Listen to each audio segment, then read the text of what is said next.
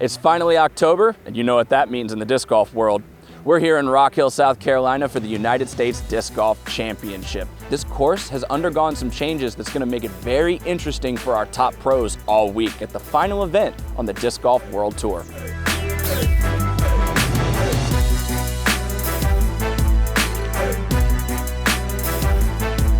Avery and I are going to take you through what we find to be the most crucial changes to the strategy, starting off the tee.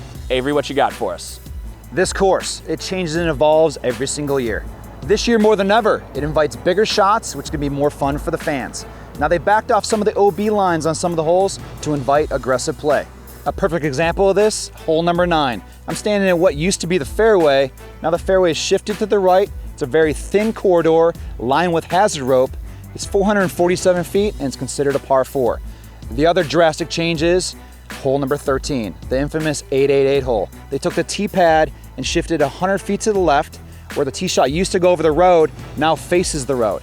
Now it's a huge shot just to get to the sweet spot before approaching the island green. Now I think this hole is going to be played a little easier, even though it used to be a par 5, now it's a par 4.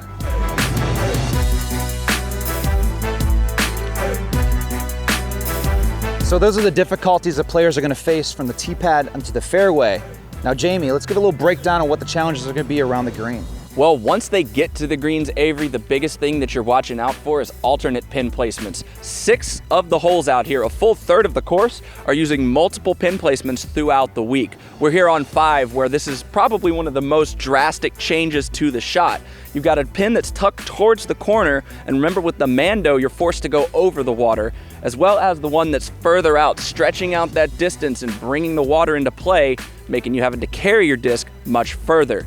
One other thing about these alternate placements that really strikes me, with the hurricane coming up the coast this week, wind and weather conditions will change, and so not only will you have to be more aggressive with the layout like Avery's saying, but you have to be just as precise in some conditions that could change from round to round. What I'm looking forward to is seeing how the finishing stretch of this course, 16, 17, and 18, those 3 holes that have determined the winner the last 3 years running will affect the player's decision making, as all of those 3 holes have alternate pin placements. The epic meltdowns and the hero shots are definitely in play with this configuration in 2016.